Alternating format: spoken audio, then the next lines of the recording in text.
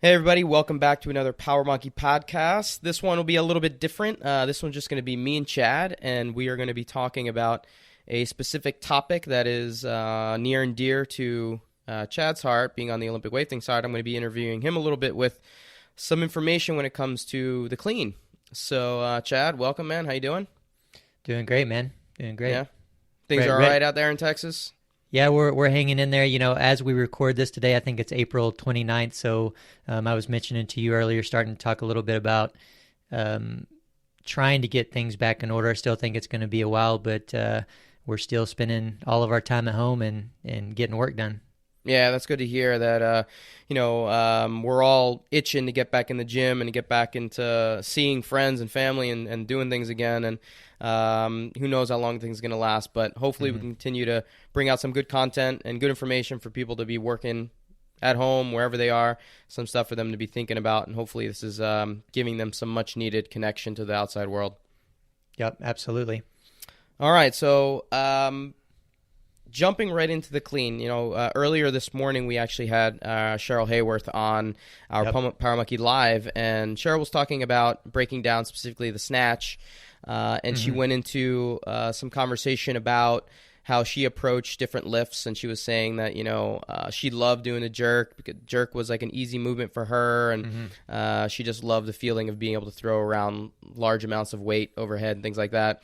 Yep. But she made a comment that I thought was a good place to start, and she said the clean for her always felt like wrestling a bear. And I was curious your thoughts on that kind of comment when it comes specifically to the clean, and what your relationship was to the clean versus maybe how you approach some of the other lifts. Yeah, I'm glad that you brought that up, and to start off in this way I think is absolutely perfect. Cheryl talks about the jerk all the time, and it was her best lift. I grew to love the jerk and the snatch just as much because I had to work harder on them. And that being said, the clean was my most natural lift. I felt most comfortable with it. It came to me the quickest. Through a big portion of my career, I would clean and jerk in competition, an out of balance amount more than I would my snatch. For example, 125 kilos in the snatch and 170 kilos in the clean and jerk. There for a couple years were my max numbers and what I hit consistently in competition, and that 45 kilos spread at those specific numbers is a little bit out of balance. But what that told me was that, my snatch technically was behind a little bit. So the clean was always pretty natural to me. And a lot of athletes and coaches will say that the clean is more of a strength movement, or you can kind of maybe muscle through it a little bit more because the snatch is faster. It's going from the floor to the top of your head, as opposed to with the clean and jerk, you're cleaning it standing up and then putting it over the top of your head. But to me, it's just as technical, to be honest with you. And I don't even want to say you can get away with more technical issues in the clean versus the snatch, because you're trying to lift more weight. You're capable of lifting more weight in the clean. So to me, it should be seen as just as technical as a snatch, and both of those should be seen as just as technical as the jerk. And what I will say, as we're going to get into this and talk about the most common faults, usually anything that's going on in the clean that you're faulting in the clean, your habits for the clean, you're doing the exact same thing in the snatch. And the way that I like to put it is that if you're not, then whether you're doing things right or wrong, you really want to match those up. So anytime you're snatching, you're working on the clean and vice versa. And when you can get those consistent, then you can start to perfect them both in the same way at the same time. But the good thing is that most people that I come across, and I like to give percentages, a conservative estimation of 95% of the people that I come across, if they're doing one of these faults that we're going to talk about in the clean, they're doing the same exact thing in the snatch. And so take that into consideration and remember that, because anything that we talk about here and that you realize you're doing, whatever fixes we give you here, you need to be applying them in the snatch as well. That's super interesting. And so there is some transferability to some other lifts, some other movements. We're talking about the clean, but obviously there's some application to some other things. I want to start with, before we get into some faults, I just want to talk about a review about correct setup. and what that's supposed to look like, because I think that leads into a lot of the faults, right? If your setup's not correct, it's going to kind of lead this chain down the line of compensations that happen because you're going to be moving incorrectly through the rest of the movement. So can we just go over some key points to what you want to be seeing in a good setup for the clean from your perspective? Yeah, you're absolutely right. And let me kind of take a long route around here and come back to this. I want to make a few points to kind of get back to that. The first fault that we're going to talk about absolutely is a product of setting up incorrectly, and that's basically losing, your tension in your back, or maybe the hips are shooting up quicker than the shoulders as you're initiating from the ground from that start position. So if your start position is off, and therefore, you're coming from a little bit of a weaker position or disadvantaged position, it's going to contribute to that first fault, which could lead into the other few faults that we're going to talk about. But being that this is the Power Monkey podcast, and that we, have worked together so closely for so long, not only you and I, but all the other Power Monkey coaches as well, what we really like to do at camp and as we're teaching in any setting is we like to compare movements, and specifically for us, Olympic lifting movements compared to gymnastics movements. And I think the clean and the snatch are so very comparable, specifically to the muscle up. So if you aren't setting up well for the muscle up, maybe you're just relaxed in your lower body, maybe your feet aren't together, maybe your toes aren't pointed, maybe you're already bending your arms in the setup of the muscle up, it's going to bleed into the rest of the lift. So just to kind of review the three most common faults that we're going to talk about to come back to the start position, it's going to be losing tension or position in your back from the floor, and specifically I'm talking about through the first couple inches. The next most common fault that I see are the toes lifting in the middle of the pull, which is right at the bar right at the level of the knee, and then you contacting your body low with the bar through extension, or not contacting at all. And so going back through those and just talking about what that's comparable to in the muscle up, and I want to see, Dave, if you have anything to add to that, and see if you kind of agree on how I see those matching up. Losing tension or position from the ground from the start position, which is our first fault, will be comparable to as soon as you swing, your knees are bending or your legs are separating, right? That's what I would say, yeah. Absolutely. Yep. You're losing connection with the swing. You're not using the tension, right? Tension is what we want. I think that's what you're trying to achieve. Yes, tension and position. So tension is in the muscle up is to me mostly maintained by keeping those feet together solid, keeping those toes pointed, and as soon as you lose those things, your tension starts to bleed away a little bit, or completely, same kind of thing, initiating from the ground. Now the toes lifting in the middle of the pull, this is so important not to do that, because you're losing connection with the floor with your feet, your base, the base of your lift is your feet being completely connected and buried into the ground. And to me, that's comparable to you being all the way in your backswing, and again, the knees being bent, the toe or the feet being separated, or your arms bending right there, which is leaking so much energy from your body. You're losing so much power at that transition point if those things are separating a little bit. Yeah, I can see that as well, too, because, in the swing, if we're translating it and kind of seeing some similarities between the muscle up, the back part of that swing is where you generate power from. Mm-hmm. I always say that that's kind of like the slingshot being pulled back.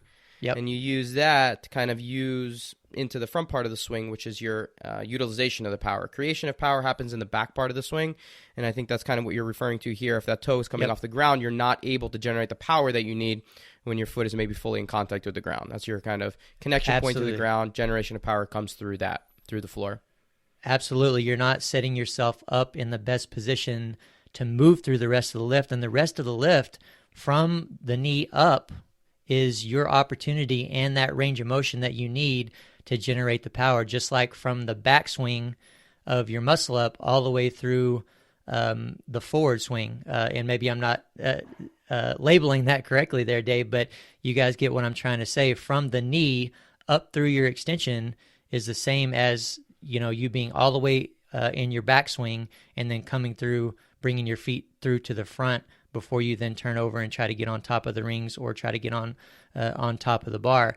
But you're not setting yourself up in a position that's going to allow you to put the most power into the barbell, or that's going to allow you to put to transfer as much energy and power into your body to get on top of those rings for the muscle up. Now, the last part of that is either no contact or low contact. And what that means is that you're not extending your body, one, as much as you could be or as effectively as you could be, and you're not transferring the power that you're trying to generate from that position at the knee into the bar as much as you could be. That to me is comparable to, I've heard you say many times, Dave, that when you're swinging on your muscle up forward, you want your eyes to stay forward, but with your eyes forward, you want to see your toes before you then turn over. So to me, this is very comparable to not seeing your toes, for example, or maybe your legs aren't straight. Again, maybe your feet are separated. You don't have that tight package with your body that you want to have when the swing is being generated, when you're trying to get your toes up to that eye level before you then turn over. So that's absolutely in so many ways comparable to not fully extending, not contacting your body, or contacting your body too low before you then pull under the bar, or in a muscle up before you then try to turn over and get yourself on top of the rings.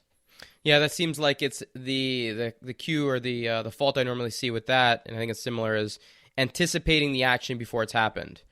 And you start to think about, I equate it to basically an early pull, right? The person hasn't let the swing fully develop, so they start pulling before they've created the most efficient swing possible. Same thing here. Person starts to, think about the next part of the movement, dropping under the bar before they've completed, the contact that's needed. So it's anticipating. They're anticipating the next portion of the movement before they've allowed point A and point B to be fully intact before they move on to part C. So it's a little bit of that impatience that we see. Impatience, absolutely. And I want to wrap this part of it up by saying we're talking about these faults. I'm relating it to the muscle up, whether you're doing a clean, a snatch, or a muscle up, again, as an example. And we've talked about this before on this podcast, Dave. When I'm going over these faults and the fixes that I want to give for you, I want you to understand that that's where your focus in the lift should be. And you need to think in that order. You need to focus in that order, and those need to be your priority. So what I don't want to happen is when we go over these faults, and if you realize that you have them and you're doing some of these drills or using some of these cues to fix them, I don't want you to add those focal points and the concern for that position to what you're already focusing on. For example, I've seen it happen many, many times where I teach an athlete something, or I give them a cue, or I see this happen with other coaches. What happens is that they add that to what they're already focusing on. For example, maybe they're focusing on 1, 2, 3, 4, 5, and they're trying not to do 1, 2, and 3 more things within this one movement. What I want you to understand is that you need to completely throw all that away and understand that if you focus on 2 or 3 things within your clean, within your snatch, within your muscle up, and those 2 or 3 things are what's most important through the movement as a whole, you can forget about everything else, because you're going to execute that movement as a whole far better than trying to control every single little part of it. So this isn't telling you to add to what you're already focusing on. It's one, I want it to be something to confirm what the key areas of the lift are, which are you initiating from the ground out of a good start position, creating a good position at the knee in whatever that way that needs to be, and then extending as effectively as you can. I'm not asking you to focus on pulling under the bar. I'm not asking you to focus on getting under the bar quickly. If you need drills, if that needs to happen for you, then that can be done separately. That can be done outside of the lift. But when you're trying to put the whole clean together, even when you're trying to put the whole muscle up together, and we'll let Dave speak on that and see if he agrees here in a minute, it needs to be done on 2 or 3 key areas, putting all of your effort and energy on feeling those actions that need to be accomplished on those areas to put the whole lift together more simply and more effectively. So I think it's pretty interesting the way you're breaking this down, and you're pointing this out from the perspective of common faults that you see with the clean when you're working with people of all different backgrounds. Now, would you say that we're focusing on these three because it's what you commonly see, or as an athlete who's gone through this and has learned to clean at such a high level, would you say that these are the three key concepts that need to be worked on regardless of it's a fault? Like, you need to be understanding a good setup position, making sure you have that tension and position on the floor. You need to making sure that that foot is fully in contact with the ground, and pausing at the knee, and then number 3, making sure that you're keeping the bar low, contacting a little bit higher up on the leg prior to getting into whatever happens once you get underneath the bar. Would you say that it's one of the two? Those are what you need to be focusing on in terms of key areas, or is it an and/or situation where it's also common fault in conjunction with what you want to be working on? That's a great question, Dave, and I'll tell you that it's both. The reason why these are the areas of most common faults is because people aren't focused on them enough. They're not focused on them appropriately. And appropriately means they're emphasizing these 3 key positions, and with whatever words, with whatever cues, in whatever ways they need to be. Maybe they are focused on them, but if they're also focused on 3 or 4 or 5 other things, it's going to take away the effectiveness from those areas, and it's going to cause these faults and these bad habits to be developed into their movement. So it's absolutely both of them. Love it. Very, very good. So awesome. Can we start going back towards number 1 now and yes. Breaking these down piece by piece? I'd love to start with that first one, loss of that tension, and just what that start position is all about. Yeah, absolutely. So getting into a good start position to set you up in the best position, so to hold these faults that we're talking about off a little bit. What we need to see to hold off that first fault of losing tension or position from the ground is that you're in a good tight position in the setup. One, we don't want your hips to be too low. We don't want your hips to be too high. We don't want the bar to be too far away from your body. We don't want you to already be too far on your heels or too far on your toes. So just a couple characteristics that I like to simplify start position with, because honestly, Dave, I have a long checklist of 10 or 15 things that I ideally want to see in the setup. But usually if people will accomplish these few things in their setup, and start to get consistent with them and start moving from that, then everything else will fall into line. One is being centered on the foot. So we don't want the pressure on your foot to be too far on the heels, or really any more on the heels than it is on the ball of your foot or your toes. So we want your heel, the ball of your foot, and your toes to be buried into the ground the same amount, even distribution on that entire foot. If you feel too much in either direction, you need to learn to stabilize there. One way that we like to put it and talk about it, and this goes for within your squat, your receiving position, as well as in your start position, and as well as the above knee position, is a tripod position, to where you have even distribution on the base of your big toe, the base of your pinky toe, and your heel. Okay, so think about that tripod foot position first and foremost, and then go up the ladder from there. The next part of that is I want you to pull the bar all the way into your shins. This is debatable. This is another aspect that I could sit here and talk a lot about, but to simplify it and to really give you confirmation on all these points that I'm talking about, I always like to challenge people, Dave, to go look at hook grip on Instagram, for example, and watch 10 to 20 of the first videos that they show. They're usually always elite lifters that are moving very well. You're going to see these characteristics that I'm talking about a minimum of 99% of the time. It's going to be hard for you to find even one somewhere on that page that's doing something different. So this next one that I'm talking about is really needs to be in combination with the 3 things that I'm covering here: midfoot, bar touching the shin. I promise you, if you go look at 10 to 20 elite lifters on hook grip on Instagram, the bar is either going to be touching or so close to their shins that it looks like it's touching. It's just a basic concept. If you're setting up with the bar away from your body from the beginning, you're creating a disadvantage. The reason why some coaches and some athletes teach that in the community, to set the bar an inch from your body or a little or even further away from your body, is one, for comfort of the athlete.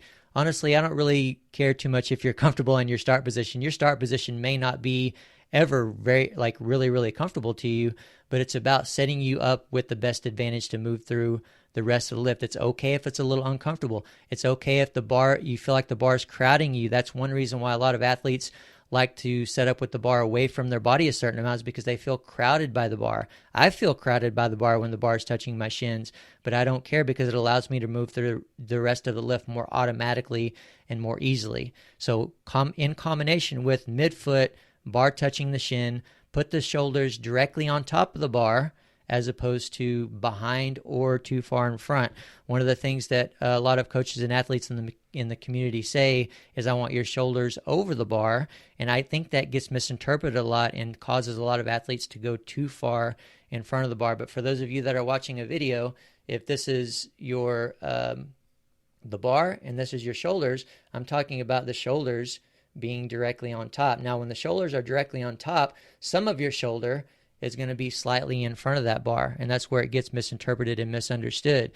But we want the shoulders to be directly on top. The further in front of the bar that they are, usually that leads your hips up too high in your start position, and it's going to tug the bar away from your body as you're lifting it from the ground. I do a kettlebell demonstration for start position, and maybe some of you guys have seen this, where I will put the kettlebell right in the middle of my foot. I'll put my shoulders directly on top or very slightly in front. I'll lift it up an inch from the ground, and I'll relax my lats and my arms, and the kettlebell swings out away from my body maybe half an inch, right? I'll then put it back down, and I'll position my shoulders as far in front of that kettlebell as I can. I'll then lift it up from the ground an inch or two from the ground, and I'll relax my lats and my arms, and you'll see the kettlebell swing way out from my body. It's this energy that's working against you as you're trying to lift the bar from the ground if your shoulders are too far in front. So you're going to have to either follow the bar forward with your body, or you're going to have to muscle it back in and waste that energy. All right? So coming from this position, already you're in a huge advantage for not only the first fault to not happen, but the second and third one to at least be less extensive, or your movement as a whole to be better from that point. All right, so let me just ask a couple of questions there. One, I really like the analogy to the kettlebell swing. I think it's important for people to know that, a lot of times you'll hear people talk about with kettlebell setup is to have the kettlebell a little bit in front of your feet. So you can create this kind of pendulum action back and forth. Mm-hmm. And I think that's maybe a little bit misconstrued sometimes, because what's the goal with the bar path coming off the ground on the clean? It's like you're saying, it's trying to create as straight of a line, as vertical of a position as possible, as opposed to what you're trying to do with a kettlebell, where you're creating a pendulum swing. Right. So the setup is affecting the type of movement you're trying to generate. So my question to you is, you were saying that there's maybe a little bit of back and forth when it comes to the bar distance from the shin. You like to have it, as close to the body as possible, more vertical shoulder right on top of that bar. Why do some coaches, or are some coaching cues about having that bar slightly in front? You were talking about it being more comfortable in terms of setup, but is it purely about comfort, or are there some other cues that people will normally give with having the bar slightly out in front of the shins? Yeah, good question. I mean, some of it is comfort. Some of it is misinterpretation of what the coach was taught, or what they've heard, or what they've seen. Some of it, too, I've heard this, is in a start position, some coaches say that you have to feel tension in your hamstrings. I promise you, there is, I'm going to guess, no elite lifter out there that feels any tension in their hamstrings in the start position. And the reason why is because their hamstrings are mobile enough to where they're not going to feel the tension in the hamstrings.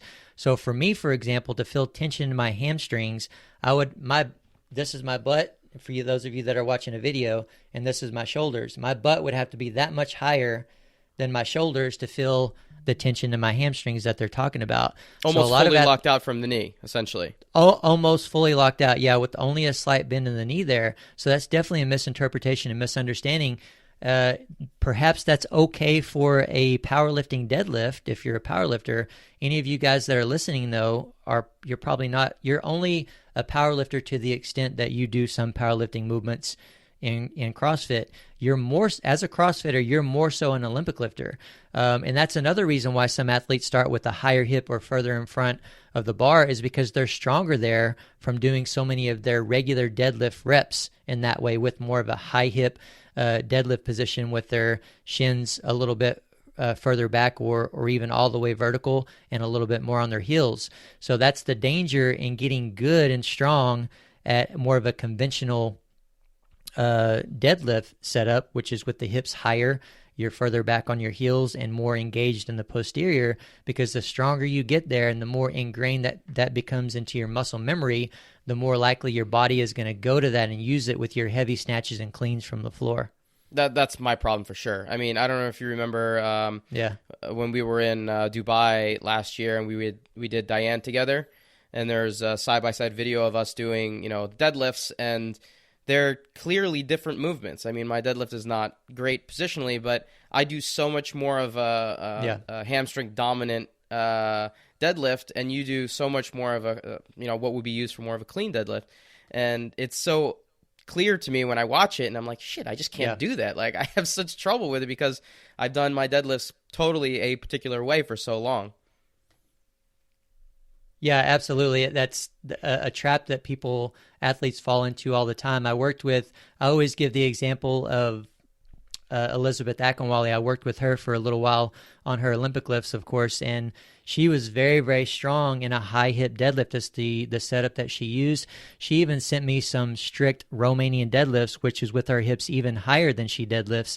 And I think she was doing reps with right at 400 or something very close to it. So 400 pounds, an easy set of 5 reps with her hips really high. And her most common fault, the issue that we worked on the most, was her hips coming up coming out of the start position in the snatch and the clean. So we have to be really, really careful of that and strengthen your body lifting from that position, from this specific start position that I'm talking about. Awesome. So just to reiterate, you don't want to feel those hamstrings lit up when you're set up. You want to be a little bit lower with those hips than you would be in a conventional deadlift. What should be firing? You want to feel a lot more kind of a quad type activation as you're coming through that setup? It really depends on the individual. There are some individuals out there that are tight enough in the posterior where they may feel it extremely in their hamstrings, and in that case, I would want them to feel it in their hamstrings. But it's really dependent on the individual, where they are mobility-wise and where they're strong. And to me, I'm not going to set you up to your start position to where you're strongest or where you feel the most comfortable. I want to set you up to where you have the most potential. And this, what I'm describing is exactly it. So if you don't feel good, you don't feel comfortable there, then let's use it first and foremost to begin to get comfortable there. Makes sense. All right. Do you want to move on to part 2? Absolutely. Yeah. Right. The part 2 is the first most common fault. And again, just fixing that setup will, for some of you guys, will take care of this problem. Or you're going to have to spend time coming out of that start position, as I mentioned, so this doesn't happen again. It's with you losing tension or position, and losing position means that you're losing the back angle. Your hips are coming up faster than the shoulders. Go back to what I said just a short time ago. If you're strongest in a high hip deadlift, this is where the root of the problem is coming from. You losing the position, your hips shooting up faster. All right. So we need to assess that if it is an issue for you. The way that we're going to address this, the way that we can address it, and the way that we're going to address all these things, and I want you to understand, and Dave, I know you're going to agree with me on this with faults in any gymnastics movement, is we're going to slow down. We're going to slow you down. And the specific complexes that I'm going to give you are going to have everything to do with at least tricking you to slow down. All right. The first movement is just for the clean, and losing that position is going to be a complex of, say, 1 or 2 clean deadlifts from the floor, standing all the way up, and then 1 or 2 cleans from the floor, but specifically pausing an inch off the ground. All right. So you're going to get into your start position. You're going to hold that for a 2 or 3 count. So 2 or 3 count doesn't mean 1, 2, 3. It means I'm going to get in my start position, and I'm going to count slowly. 1, 2, 3. And then you can slowly initiate from the ground. You're only moving an inch, which, by the way, if you've never done this, if you're not used to it, especially if you're used to rushing from the ground, which a lot of athletes are, it's going to be hard for you to move as slow as I want you to. Through that 1 inch, I really want it to take you at least a second. That's hard to do. You have to have a lot of control of your body. You have to be able to slow yourself down an annoying amount to be able to move 1 inch for 1 second. It's hard to do, right? But that's what I want. So I want you to move so slowly that it's annoying, that it feels wrong, and I want you to hold an inch off the ground for, again, another 2 or 3 counts. So once you get there, you're going to stop. 1, 2, it's good if you have video so you can see if you're maintaining that position, because that's specifically what we're working on, maintaining that position, maintaining that tension, holding that, solidifying that, allowing your body the opportunity to get stronger there and get used to it. And then you're going to slowly stand up to the hip from there, right? Lower it back down to the ground and do another deadlift the same way, or go into your cleans the same way, right? Again, pausing an inch off the ground on all of those reps. Here's the thing, if your fault is extensive enough, I would go as far as to have you doing only clean deadlifts and cleans with a pause an inch off the ground for, say, a 3 or 4 week period of time. If it's a slight fault that you're trying to fix, or if you're just picking it up quickly, we may say, okay, let's only apply this complex and this specific pause an inch off the ground for half of your warm-up reps in any clean workout that you do. But the big thing is, the big takeaway here, and what it will be moving forward, is moving slowly up to the position that we're pausing in and moving slowly from there, slowing things down really through the whole lift for a while. Now, with regards to weight on that particular exercise, are you recommending most people do this with very, very light weight, just to kind of understand how slow you really want them to go through it? Or to really see the benefits, should they work towards a weight where they can maintain form, where they can maintain position, maintain the tempo that you requested, but at the highest weight possible? Both. So let's just use the extreme case as an example. Let's say I give this drill to someone in this specific complex of 1 or 2 clean deadlifts plus 1 or 2 cleans, and the clean deadlift is in there first, just because people tend to freak out when you say clean, right? This gives them the opportunity to keep it slower, the confidence to be able to keep it slower, and to move through the rest of the lift more slowly in the way that we want. So let's say I assign this for 4 weeks and they're doing nothing but this drill. The first week, we're going to do at least 2 clean workouts, if not 3. If they can get in 3, that's even better, to help make this specific change. We're going to do no more than, say, depending on the person, 35 to 50% of what their max is. For all those 2 to 3 days, we'll say 6 to 8 sets of 2 plus 2. As they go up in weight through the weeks, they can bring those reps down a little bit, and they can increase the weight. So the next week, maybe that's 50 to 60%. The third week, maybe that's, say, 55 to 70%. And the last week, if they're maintaining position well, if they're doing good, maybe we'll go up and weight a little bit, probably no more than 80%. But we also may go ahead and try some lifts at that point without pausing an inch off the ground to start trying to put it together, because at some point, we want to transition that complex into, say, a clean with a pause an inch off the ground plus 1 regular clean.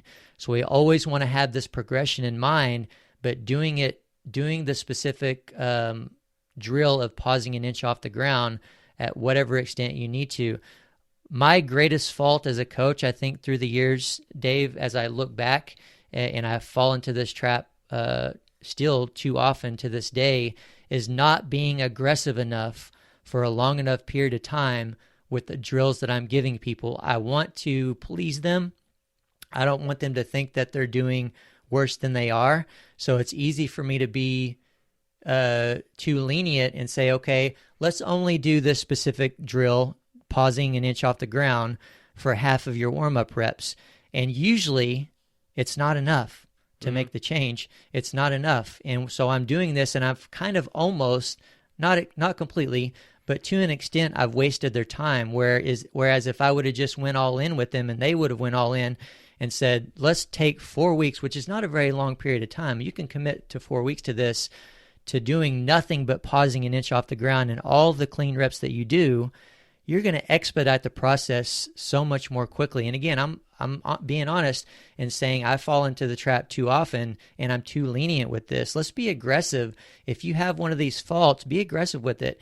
Take the weight down for 4 weeks. You can miss 4 weeks of lifting heavy in a specific movement, or even doing the regular movement in the first place. Maybe you need to be doing all these with a power clean instead of a squat clean, because if you're not ready to, if your mobility is not good in the receiving position, it's going to potentially cause some of these compensations and faults that are going on before you get to the reception. So you may even have to power clean as opposed to squat clean to get the most benefit out of the specific drills and the action that I'm trying to get you to accomplish here. Yeah, I think that's such a good point, and I think there's probably a lot of coaches listening in on this and thinking the same thing. I find that to be the case with myself whenever I'm programming for people, that it's trying to find that fine balance of working with someone that's maybe not an elite athlete and giving them the exercises and the drills that are completely necessary for them to become better, and at the same time making sure it's like fun and engaging and entertaining enough for them to want to come back next week. And I think we get caught up a little bit about you need to be doing this number of this particular exercise, but maybe it's boring, or maybe it's something that might turn you off from wanting to continue to do this week in and week out. And I find myself doing the same thing, where I probably prescribe things because I'm worried about whether or not people are going to actually do it as consistently as I think they should, because of the benefits that come along with it. Yeah, it's really a big, I don't know if I want to say problem, but I think it is a big hesitation for most coaches, absolutely. And so I find myself questioning myself a lot too, and man, I don't know why that's not working. Why is that not working the way that I think it could, or the way that I think it should? And I always come back to, you know what, you just didn't do it frequently enough. You didn't prescribe it frequently enough. You didn't make your point in how important it is for this athlete to do it enough. And for anyone that's listening out there, what I have to remind myself of as well, for any of my online clients, for example, or people that come to any of our clinics, they're interested in enough in changing and being better where they're going to be willing to do it. I have to remind myself of that. They're going to be willing to do it. They're going to take what we say and what we recommend to heart and apply it. Now, they may be a little quick to go back to the regular movement. We may have to kind of talk them into that a little bit and stay on top of them and remind them that they need to stay slow and stay at a certain drill for a longer period of time. But I think that's a good point to make, and hopefully you guys out there listening will take that to heart. Take 4 weeks, and guess what? If after 4 weeks it isn't what it needs to be, then take another 4 weeks. In the long run, that's going to benefit you so much more in the end, and you're going to get to the goals that you want so much more quickly than just honestly spinning your wheels for years and years and years, and that's what's going to happen. Yeah, I couldn't agree more. Before I move on to the next one here, I just want to confirm or get your thoughts on, you've been talking about pausing on the way up, holding at that bottom position, holding at 1 inch off the ground, working on some different tempos. Is it completely a concentric action here? Are you doing anything on the reverse or the eccentric portion as well? Any consideration for that eccentric load, or is it completely a way up type of an action here? That's a good question, Dave, and there absolutely can be. So sometimes to this specific complex, and the next one that I'm going to talk about, on the deadlift rep, I will add a focus on the descent, so taking it from the hip to the floor. And what I want you to do there is move very slowly, say 5 seconds from, or even 10 seconds. So 5 seconds from the hip all the way down to the floor, or 10 seconds from the hip all the way down to the floor. And that would mean that you're going to move at a tempo of 5 seconds from the hip to the knee, and then 5 seconds from the knee down to the floor. The important part about this, though, is that you're moving correctly, that you're reinforcing the movement that we want to see on the way up, and that you're not losing tension or position there, because if you are, then we might as well not be doing that part of the lift. But if you can maintain tension and position from the knee down to the floor, it's something that's going to speed up the process, not only the strengthening of the action on the way up, But the specific movement that we want to see on the way up, if you can maintain your back angle from the top of the knee to the floor in reverse, you're going to be able to perform that action more effectively and more efficiently coming up from the floor as well. So at least at some point, that's a part, or that is a specific rep that I want to add to that complex. Got it. That makes sense. Yep. That makes sense. All right, let's move on to number 2. Do you want to start breaking down this secondary component of toe lift? Yep, toe lift. Again, I want to say if your start position is good, if you have performed the first inch or two of initiating from the ground the way that I want you to, you're more likely to not fault here at the knee position. But toe lift, if toe lift is something that you have been doing for a while, 6 months even, or years, I run into athletes all the time that have been lifting their toe in the middle of the pool without realizing it for 5, maybe even 10 years. It's going to be really, really hard to make that change, but you can do it. And guess how you can do it? With pauses and tempos, slowing down. You're going to have to slow down way more than you want to be able to make that specific change. So the complex is pretty easy because we just went over it. Instead of pausing an inch off the ground, we're going to pause with the bar at the level of the top of the kneecap. You're going to move from your start position from the floor to the top of the kneecap for 3 to 5 seconds, depending on what speed we need to indicate for you. So that's 1, 2, 3, 4, 5, and finally you're at the top of the kneecap. Yes, that's an annoying amount of time. That's an annoying tempo. But if you're doing that again for 4 weeks, like I talked about before, that's going to expedite your strengthening and your ingraining that movement pattern into your muscle memory a whole lot, right? Now, when you're pausing at this above knee position, you have to remember what your fault is. Your fault is lifting your toe in the middle of the lift. Lifting the toe in the middle of your lift can be for a number of reasons. It can be because your hamstrings are tight, so it's a compensation of that. It could be because you're driving your legs for an excessive amount of time. What I mean is that the leg drive portion of the lift should be specifically from the floor to the level of the top of the kneecap. Anyone that's driving their legs for an excessive amount of time is driving their knees back, say from the floor to mid-thigh or even all the way up to the hips.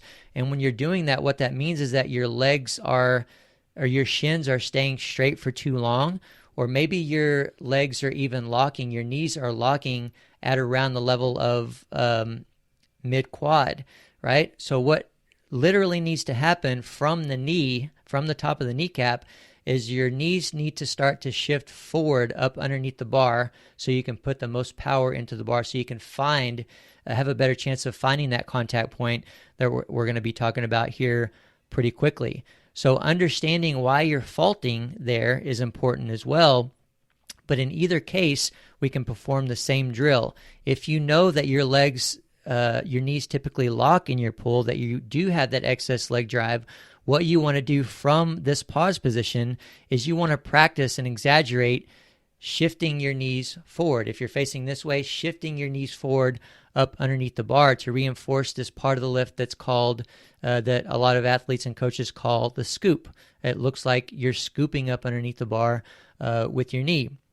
It's not going to hurt you to practice that, whether that's the reason you're faulting or not, because it's a part of the lift that ideally needs to happen. The way that the lift needs to be seen, if we slow your clean down, if you're doing a regular clean, regular speed, we should see you reach the top of the kneecap with your shins around about vertical, and right at that point, we should see the knee start to now go forward. So your knee should be driving back no further than the level of the top of the kneecap. All right. So in the clean deadlift and in the clean, when you're pausing in this position, when you stop, I want you to stop for a good 2 or 3 seconds. And if you notice that your toes are lifting off the ground, which very likely they will be in the beginning if that's what you're used to doing, or even if the pressure is too far on your heels, let's go ahead and shift your whole body forward. It's almost like you're going to tilt your whole body forward as opposed to just trying to get your toes down, because I don't want just your toes down. I want the entire pressure, again, to be evenly distributed on your toes, on the ball of your foot, and on your heels on that tripod platform that we talked about earlier. Once you feel that, then your count can actually start. Once you're in that position where your foot is solid, the pressure is even the way that we want, then you can start your 2 or 3 second count. And on the clean deadlift, you can stand up. Again, maybe you're exaggerating, shifting those knees forward from that point in the clean deadlift. You can go down and reverse slowly in the same way that we talked about before. You can do another deadlift or go into your 1 or 2 clean reps where you're doing the same thing, pausing it above the knee, checking your position, making sure that your entire foot is grounded, making sure that your knees aren't back too far, that you have a solid position here that is your transition position. Again, that's comparable to you being all the way in the backswing of your muscle up, holding that for 2 or 3 seconds, and then cleaning from there. Now, when you go into the clean, especially if you've been faulting for years lifting the toe, if you don't pay attention, if you don't emphasize feeling the toe staying buried in the ground as you initiate the clean, then they're going to lift right back up again. So it's very important that your sole purpose, your sole emphasis, and what you're trying to feel in the movement on the clean from that point is the toes staying buried into the ground. If you video yourself and you see that your toes are still lifting, but you're giving everything you got on it, then what do you need to do? You need to slow down. You need to slow down for the first 2 or 3 inches, lifting from the knee to make sure that you have the opportunity to keep those toes down, and then you could speed up from that point in the lift moving forward to be able to clean it. So are you actively trying to pull that big toe down into the ground? One, to counteract it, but just to also create that nice tripod position that you're talking about in the foot. I've heard Mike Service talk about this quite a bit, and I'm kind of curious what your thoughts are about, Mike was saying even that when he started engaging through that big toe, he did it so much and so often, it became such a regular thing for him that his shoe size shrunk, that he became like a half a size smaller with his shoe because, his arch became a little bit higher because he was digging that toe into the ground so much. I'm curious kind of how much you emphasize that to counteract it. We hear so much about stay back on your heels when we're hearing people get into that foot planted in the ground. Do you counteract it by telling people, or do you do a very aggressive big toe digging into the ground? Absolutely. It's everything, and specifically for these individuals here where they're used to lifting their toes, and maybe they're used to being too far on their heels in the start position, putting that focus on the toe, the big toe specifically, is an easy fix. It's an easy cue to give. It's not so easy for them to execute all the time, but it's definitely the go-to word that we use, and first and foremost, what I do to try to get their foot more solid on the ground. The thing, though, is, whether we're applying this in the start position, in the above knee position, or even in your squat, the setup and the descent and stand of your squat, we don't want it just to be your big toe. I found myself doing this on my right foot because I have some ankle mobility issues there and some general foot issues on that right side. I'll bury my big toe into the ground, but the base of my big toe will lift off the ground a little bit. I don't want that to even happen. Ideally, the tripod is not your big toe. It's the base of your big toe. It's the base of your pinky toe, and it's your heel. Now, that doesn't mean that we want the base of your big toe buried into the ground, but your big toe can lift off. We want your big toe on the ground very solid as well. Just understand, when we're saying big toe and grip the floor with your big toe, that doesn't mean you're doing it so much that the base of your big toe is curling off the ground. Makes sense. This is not easy to do. I've been trying to do this for a very long time. It's very hard to create that tripod position in the foot. It's not something that's kind of going to happen overnight. Do you normally see people take some time with actually getting this to actually be something that's comfortable for them?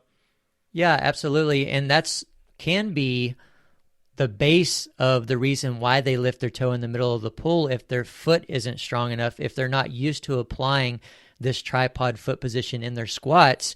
First and foremost, they need to learn it in their squat and develop it and strengthen it there.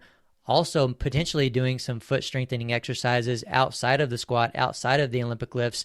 One of the things that they can do, that they may even need to do, is smash the bottom of their foot, specifically their arch, to help relieve that a little bit, to help that maybe they have some specific tension there that's causing the issue, but that can help relieve that enough to where they can start to strengthen that as well. And one of the reasons why you have a hard time with it, Dave, is you have a flat foot. I've been around you enough and seen you without your shoes on enough the flattest to know. of feet.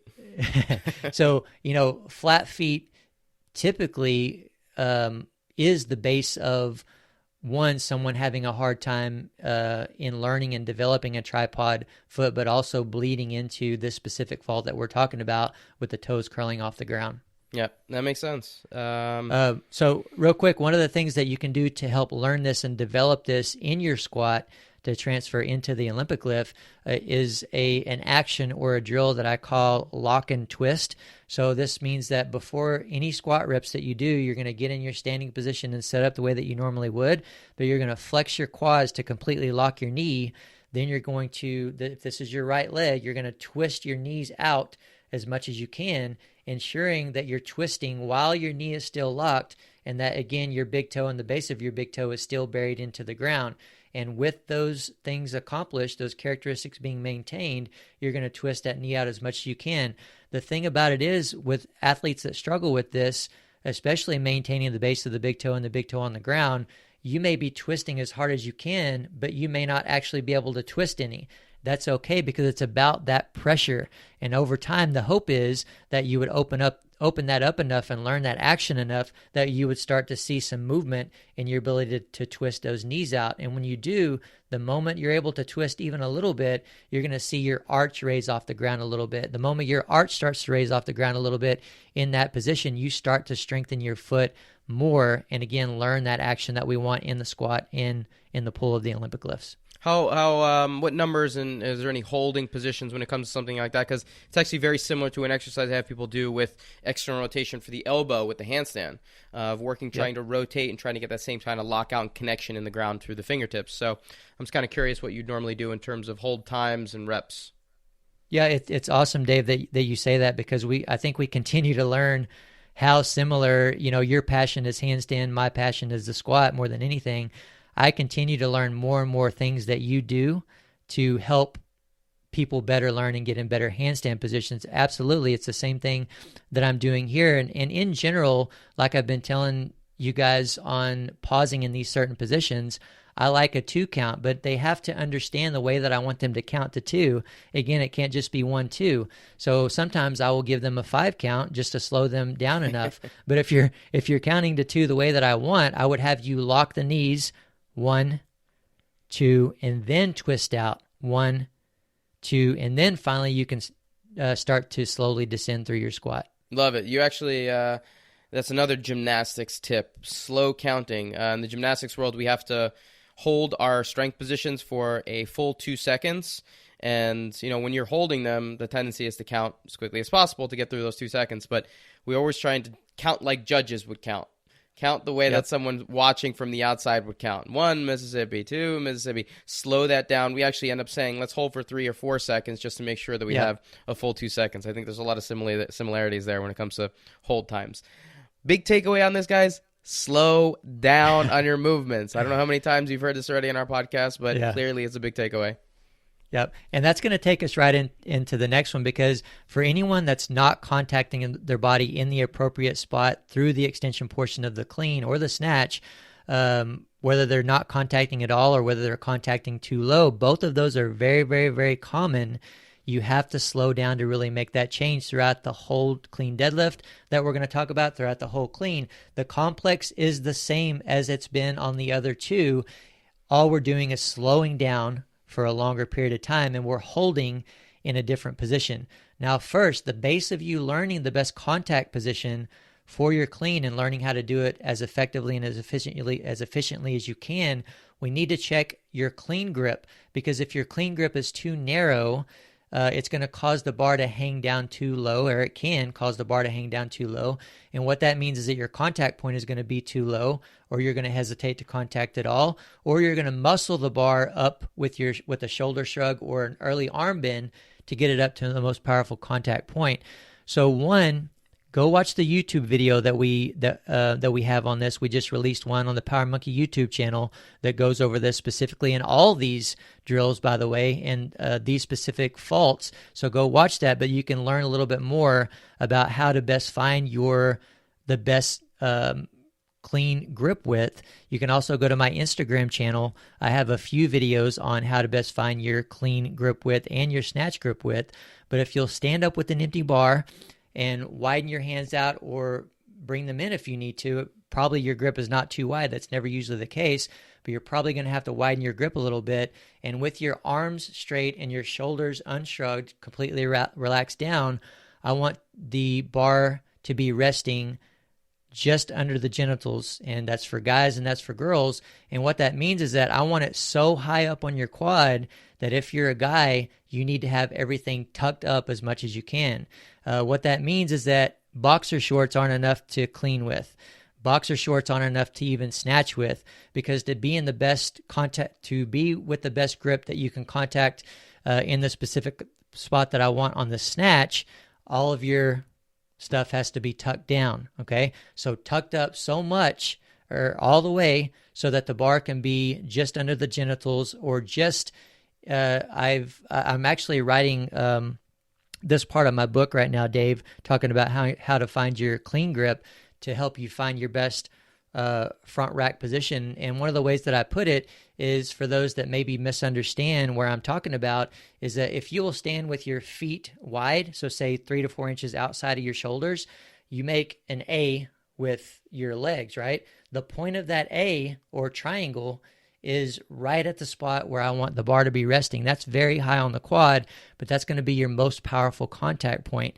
The closer you can get to that, the better. That's going to cause some athletes to be really, really wide with their grip, but most athletes are going to be able to find a really sweet spot there to where their grip is not only ideal for them to contact with, but it's ideal to set in their front rack position too. Okay, so go look at those Instagram videos. Go look at the Power Monkey YouTube video to learn about that a little bit more.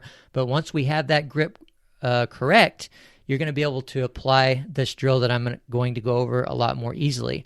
And all it is, again, is 1 or 2 clean deadlifts and 1 or 2 cleans, moving through the clean deadlift from the floor to the standing position for at least 5 seconds, and moving through the clean up to the hip, all the way up to the hip before you clean it, for at least 5 seconds. Now, on the clean deadlift, you're going to stand up and you're going to stop, and your pause position is going to be in that standing position. And what you're going to do in that standing position for 3 to 5 seconds is just shift your awareness down to where the bar is touching your body. This is where you want to contact. This is the specific spot that you want to be aware of, that you want to feel when you contact your body in the clean. So you're going to take that in. Again, 1 or 2 reps. Remind yourself, this is where I need to contact in the clean, and then go to the clean reps, where you again move very slowly from the floor all the way up to the hip, only speeding up for the through the last inch of the stand, enough to be able to put enough momentum into the bar that you can get underneath, or that you can get it to your shoulders if you're doing a power clean. But it's going to take you slowing down for that length of time, all the way up to that spot, to where your body won't go back to what it knows of low contact or no contact at all. Again, we've got some good demo videos and further explanation on those Power Monkey YouTube videos. So I just want to be clear in terms of getting a visualization for this. You're saying the contact point needs to be, if the person was standing up completely in their deadlift stance, where the bar is hitting, and once they figure out their good grip positioning, that's where the contact point is going to be when they actually clean? That high up on their quads? Yes. Okay. Yes, very high, because the closer to the center of your body that we can get, the closer to your hip we can get, the better. Snatch is right at mid-pubic bone, and the clean contact point, the sweet spot there, is a couple inches below that, on the upper quad, just under the genitals, just above the genitals on the snatch. And now, real quick, I want to confirm what I mean when I say contact.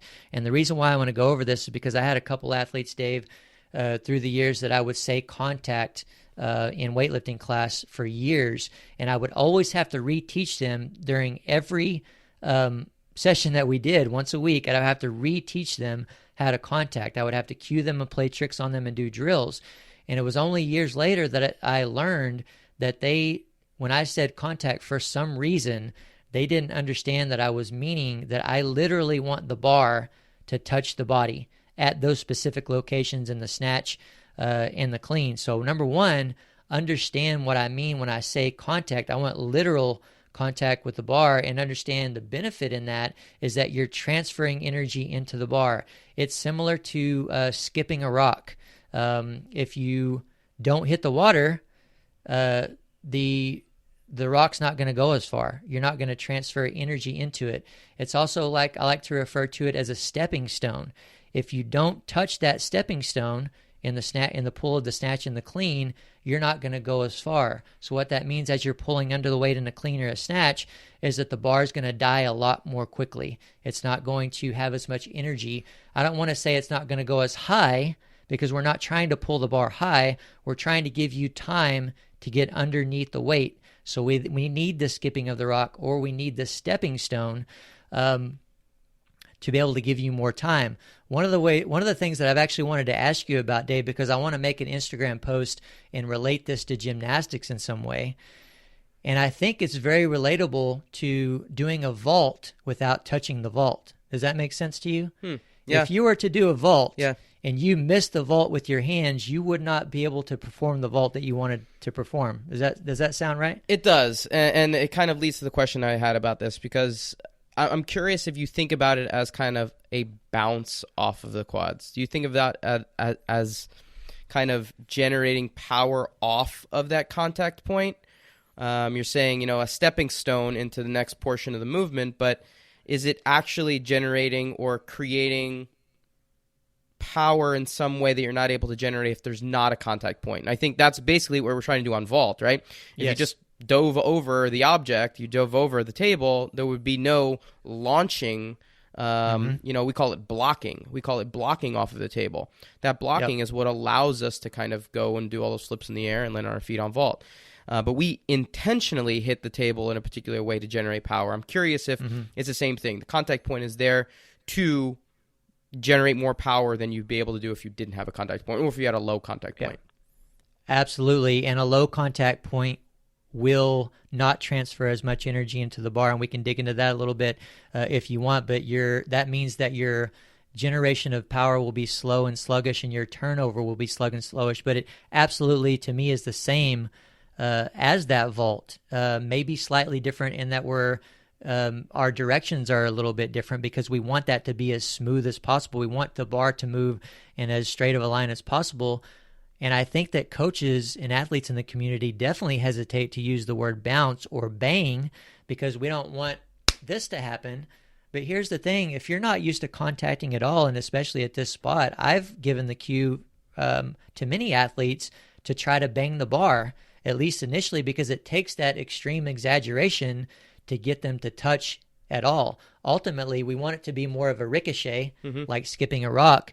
But at the same time, even when it's a ricochet, even when it's smoother or more of a brush as opposed to a bang, it's still digging into the body very solidly. It's still digging in to be able to transfer the most energy into the bar that it could. One of the misinterpretations or misunderstandings when athletes, again, do go watch these elite lifters lift, if you don't know that that's actually happening, if you don't know to look out for that and to see it, you won't see that they're contacting at all, because it's so smooth. The better your start position is, the better your initiation from the ground is, the better your position at the knee is, the smoother this aggressive contact will be up top. Yeah, that completely makes sense. And I do think that, maybe there's a lot of lifters here not understanding exactly what we're talking about in its translation to a vault.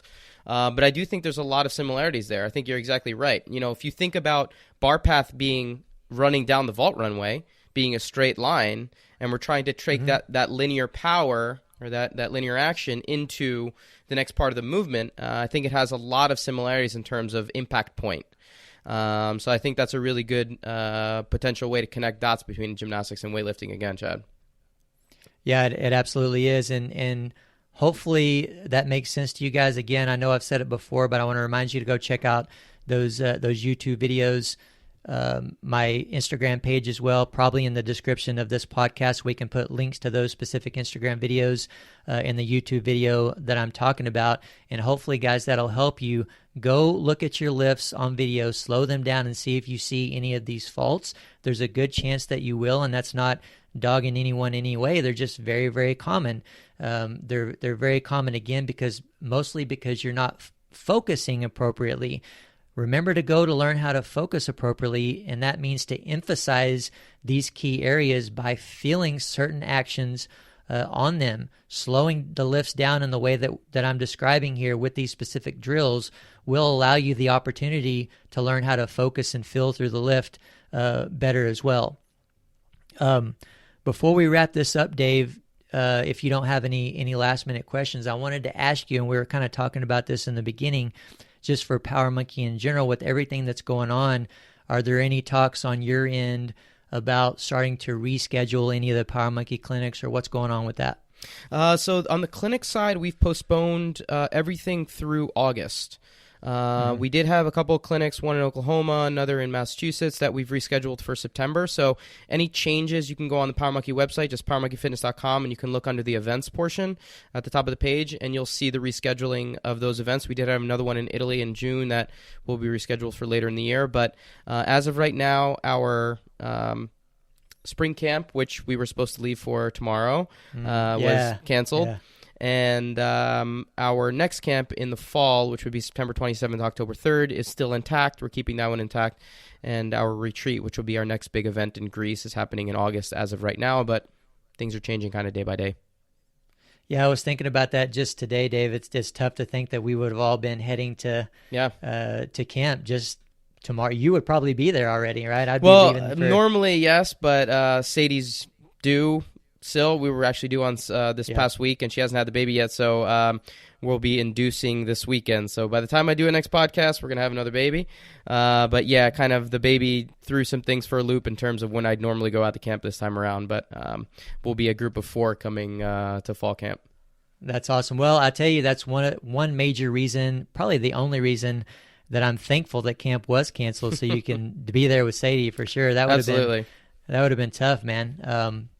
So I think maybe in that regard, it was definitely meant to be. But as Dave mentioned, guys, go to powermonkeyfitness.com to check out those things. We also have still continuing to do free Zoom sessions. We also have some other Zoom things going on that you guys can look into, some gymnastics specific movement clinic type things that are stretching out for about a month each, Dave? Yep. There's more information if you go to powermonkeyfitness.teachable.com. You'll be able to see our Power Monkey Academy. It's something new we've created. A lot of good archived videos of a lot of our Power Monkey coaches teaching on there, and some other pay-for stuff that's a little bit more in-depth. Yep, and we'll be doing, I can't leave this off, Dave, we're going to be doing some Olympic lifting stuff there as well. So I know you guys are in love with gymnastics. I can't get you guys to like weightlifting as much, but we will be doing some Olympic lifting specific movements on there as well, and I'm certainly looking forward to that. Hopefully see some of you guys there. Also, don't forget to check out our Instagram pages at Power Monkey Fitness, at Dave Durante, and at Ollie Chad. And once again, we'll be getting those links provided to you guys in the description section of this specific episode. We still love to hear from you through email as well. podcast@powermonkeyfitness.com is where you can send those messages. And on behalf of Power Monkey Fitness, we're your host. I'm Chad Vaughn with Dave Durante. And until next time, guys, continue to stay safe, wash those hands, and thank you for listening.